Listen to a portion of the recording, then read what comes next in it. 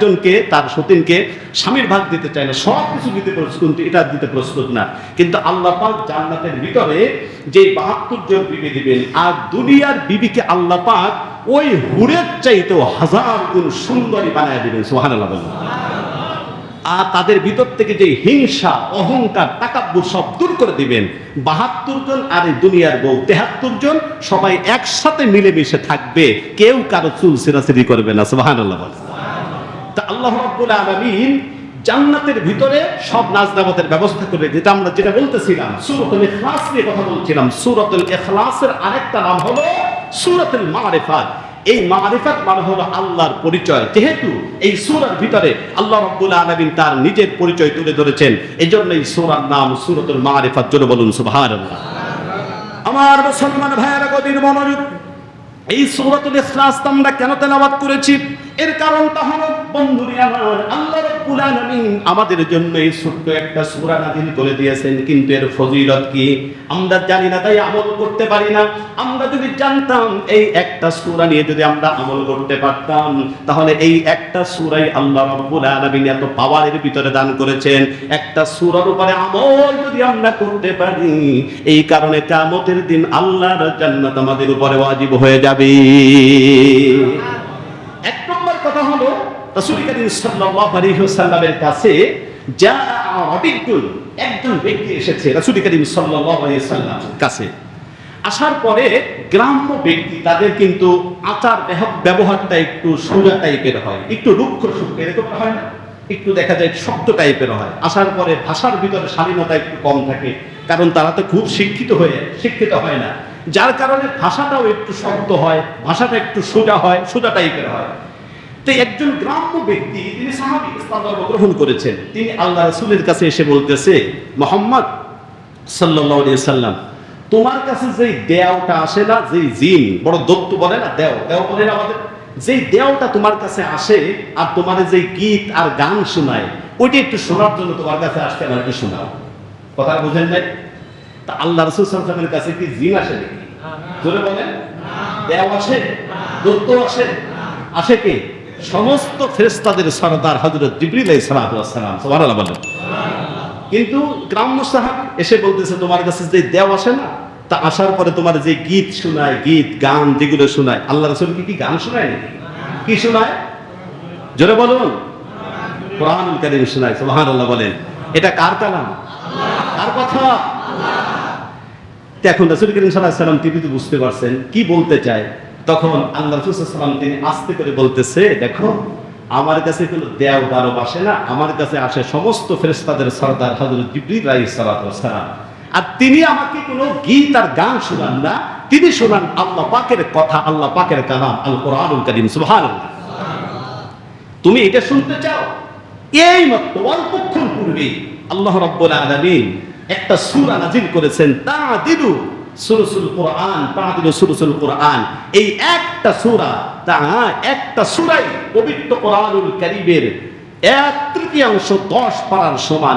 একবার কোন ব্যক্তি যদি তেলাওয়াত করে, আল্লাহ রাব্বুল আলামিন এই 4টি আয়াত কোন ব্যক্তি যদি তেলাওয়াত করে, আল্লাহ পাক তার আমলনামায় 10 পারা কোরআনুল কারীমের সওয়াব বিভক্ত করে দেবেন।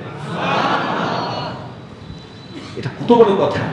যদি সূরাতুল ইখলাস আমাদের কার মুখস্থ নাই, তো কেউ যদি একবার তেলাওয়াত করে, আল্লাহ পাক কোরআনুল কারীমের 1/3 10 পারার সমান কোরআনুল কারীমের তেলাওয়াতের সওয়াব আল্লাহ পাক দান করে দিবেন।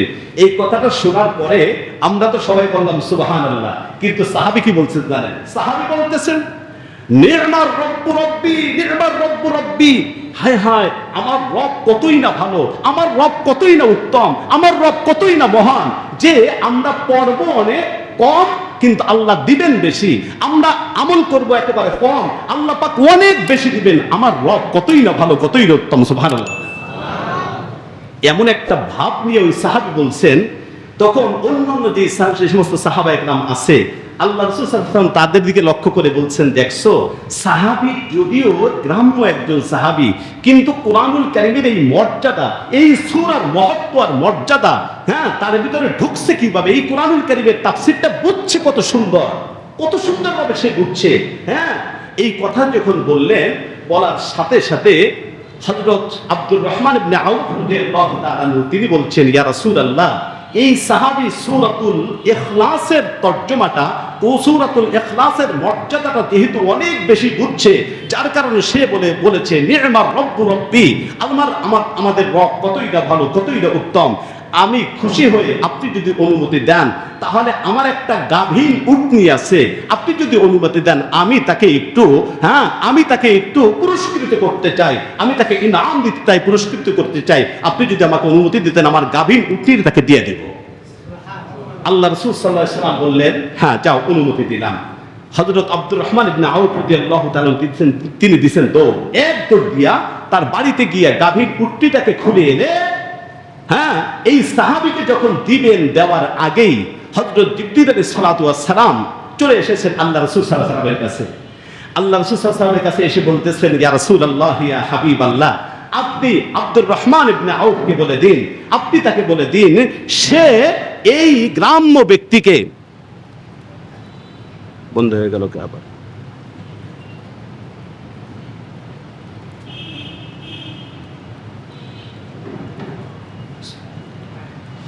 আল্লাহ রাসূল সাল্লাল্লাহু আলাইহি ওয়াসাল্লামকে হযরত জিবরীল বলতেছেন, ইয়া রাসূলুল্লাহ, ইয়া হাবিবাল্লাহ, আপনি আব্দুর রহমান ইবনে আউফকে বলুন, সে এই গ্রাম্য ব্যক্তি যে ছোট্ট একটা সূরাকে মর্যাদা দিয়েছে, তার তাফসীর বুঝেছে, তার অর্থ বুঝেছে, এর মহত্ব তার ভিতরে ঢোকার কারণে সে যে একটা উটনি এই ব্যক্তিকে পুরস্কৃত করেছে, পুরস্কার দেওয়ার জন্য সে এসেছে।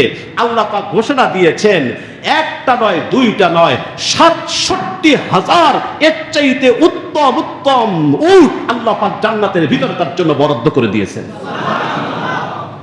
হযরত আব্দুর রহমান ইবনে আউফ রাদিয়াল্লাহু তাআলা আনহু আসার সাথে সাথে আল্লাহ রাসূল বলতেছেন, আব্দুর রহমান, তুমি কি জানো এইবার তো জিবরীল কি বলে গেল? জিবরীল বলে গেল, আল্লাহ পাক তোমার জন্য ৬৭,০০০ এর চাইতে উত্তম উত্তম উট তোমার জন্য আল্লাহ পাক ব্যবস্থা করে রেখেছেন। অন্যান্য সাহাবারা শোনার সাথে সাথে বলতেছে, ইয়া রাসূলুল্লাহ, আপনি আমাদের একটু অনুমতি দিন, আমাদের যার যেই পশুগুলো আছে আমরা এই ব্যক্তিকে আমরা পুরস্কার দিতে চাই, পুরস্কৃত করতে চাই, আপনি অনুমতি দিন। আল্লাহ রাসূল অনুমতি দিলেন। সবাই দৌড় দিয়া যার যার বাড়িতে চলে গেল, যার যার পশুগুলোকে খুলে এনে এই ব্যক্তিকে পুরস্কার দিয়ে দিল। এখন এই ব্যক্তি পুরস্কার নিয়ে যাচ্ছে আর আল্লাহকে বলতেছে, ও আল্লাহ, তোমার ছোট্ট একটা সূরা আমি একটু বুঝেছি, আমি একটু খুশি প্রকাশ করেছি, আমি তোমার প্রশংসা করেছি, এই সূরাটা নাজিল হওয়ার কারণে আমি খুশি প্রকাশ করেছি, তুমি আমাদের এই পরিমাণ পুরস্কার দুনিয়াতে দিলা, তাহলে তোমারও যদি আমি চিনতে পারি, তোমাকে যদি আমি খুশি করতে পারি, আল্লাহ তুমি কি না পুরস্কার তুমি দিবা।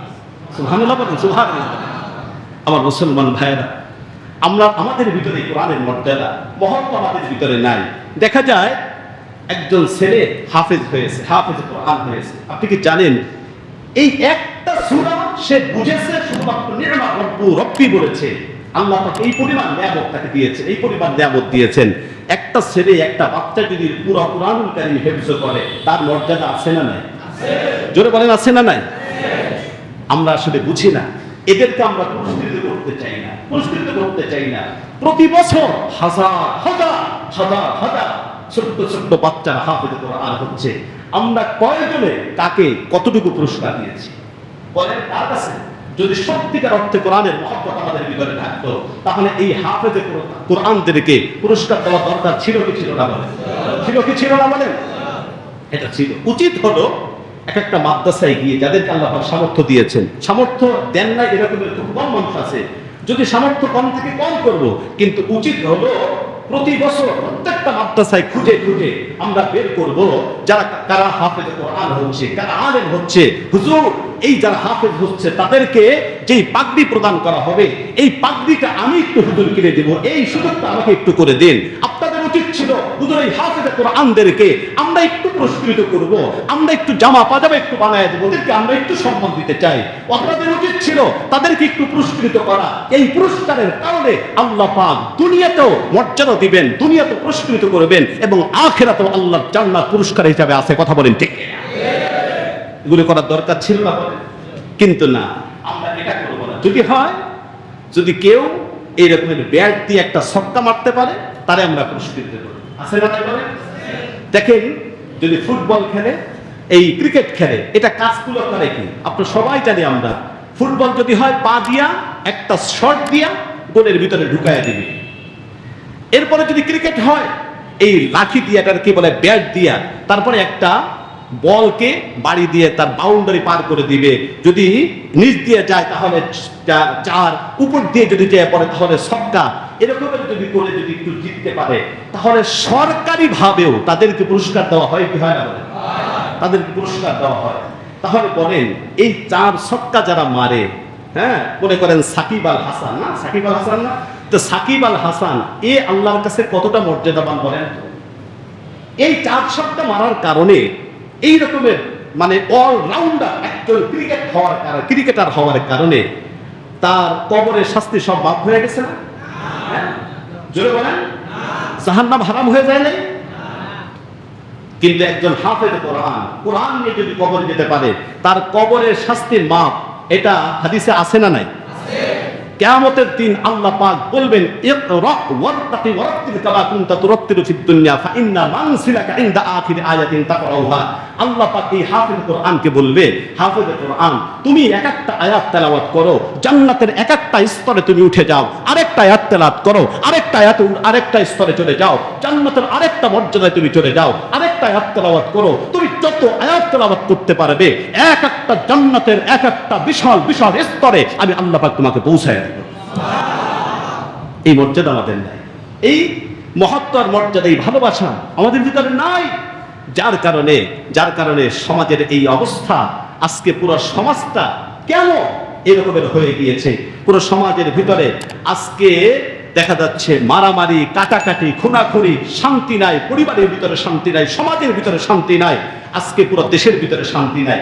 এর অন্যতম কারণ হলো আমাদের ঈমানটা আজকে একেবারে কমজোর হয়ে গেছে, দুর্বল হয়ে গেছে। আমাদের ঈমান এখন শক্ত নাই বলেই আল্লাহ পাকের পক্ষ থেকে গজব, আল্লাহ পাকের পক্ষ থেকে রহমত উঠিয়ে দেওয়া হয়েছে, গজব নাজিল করা হয়েছে। কথা বলেন ঠিক কিনা? আমার মুসলমান ভাইয়েরা, গভীর মনোযোগ, যেই কথাটা আমি বলতেছিলাম, আল্লাহর নবী, বিশ্ব নবী মুহাম্মদ রাসূলুল্লাহ সাল্লাল্লাহু আলাইহি ওয়াসাল্লাম তিনি বললেন, হে সাহাবী, তুমি জানো তুমি আল্লাহ রাব্বুল আলামিনের কোরআনুল কারীম তুমি শুনতে চেয়েছো। এই মাত্র আল্লাহ রাব্বুল আলামিন একটা কোরআনুল কারীমের একটা ছোট্ট সূরা নাযিল করে দিয়েছেন, তা'দিলু সূরাতুল ইখলাস, সূরাতুল কোরআন, এই সূরাতুল ইখলাস নাযিল করে দিয়েছেন। এর মর্যাদা এত বেশি এই সূরাতুল ইখলাস যদি একবার কে তেলাওয়াত করে, আল্লাহ রাব্বুল আলামিন তার আমলনামায় কোরআনুল কারীমের 1/3 সমান 10 পারা কোরআনুল কারীম তেলাওয়াতের সওয়াব তার আমলনামায় লিপিবদ্ধ করে দিবেন। শুধুমাত্র তাই নয়, অন্য আয়াত, অন্য হাদিসের ভিতরে নবী করিম সাল্লাল্লাহু আলাইহি ওয়াসাল্লাম একদিন, রাসূল করিম সাল্লাল্লাহু আলাইহি ওয়াসাল্লাম একদিন মসজিদে নববীর ভিতরে আসলেন। আসার পরে সাহাবায়ে কেরামদেরকে লক্ষ্য করে বললেন, হে আমার সাহাবায়ে কেরাম, উহশুরু, তোমরা একতাবদ্ধ হও, তোমরা এক হয়ে যাও, এক জায়গায় তোমরা বসে যাও। আমি তোমাদেরকে পবিত্র কোরআনুল কারীমের 1/3 তোমাদেরকে তেলাওয়াত করে শোনাবো। আকরাউকুম সূরাতুল কোরআন, আমি তোমাদেরকে পবিত্র কোরআনুল কারীমের 10 পারা তোমাদেরকে তেলাওয়াত করে শোনাবো, তোমরা বসে যাও। কত বড় একটা কথা আল্লাহর নবী বলছেন, আমি তোমাদেরকে পবিত্র কোরআনুল কারীমের 1/3 10 পারা তোমাদেরকে তেলাওয়াত করে শোনাবো। বন্ধুরে আমার, সাহাবায়ে কেরাম সবাই আগ্রহ করে মিম্বারের কাছে চলে আসলেন। আল্লাহর নবী মিম্বারের উপরে বসে একটা সূরা তেলাওয়াত করলেন, সূরাতুল ইখলাস তেলাওয়াত করে। সাহাবায়ে কেরাম বসে আছে, আল্লাহর রাসূল সূরাতুল ইখলাস তেলাওয়াত করে ওখান থেকে তিনি রওনা হয়ে গিয়েছেন। তিনি হাঁটতে শুরু করে দিয়েছেন, তিনি হুজরা মুবারকের ভিতরে চলে গিয়েছেন। এবার সাহাবায়ে কেরাম কানাকানি করতে লাগলেন, একজন আরেকজনকে বললেন, আল্লাহর নবীরা বললেন 10 পারা আমাদেরকে তেলাওয়াত করে শোনাবেন, কিন্তু সূরাতুল ইখলাস তেলাওয়াত করেই তিনি চলে গেলেন। আবার কি আসবেন নাকি, আবার কি শোনাবেন নাকি, বুঝতে পারলাম নাকি। আল্লাহ রাসূল তো কিছু বলে গেলেন না। আল্লাহর নবী অল্পক্ষণ পরে আবার হুজরা থেকে বের হয়ে আসলেন। আসার পরে সাহাবায়ে কেরামদেরকে বললেন, হে আমার সাহাবায়ে কেরাম, তোমরা কেন যাও না, তোমরা এখন কেন বসে আছো? সাহাবায়ে কেরাম বললেন, ইয়া রাসূলুল্লাহ, আপনি না বললেন 10 পারা তেলাওয়াত করে আমাদেরকে শোনাবেন? আল্লাহর নবী বললেন, হে আমার সাহাবায়ে কেরাম, শোনো।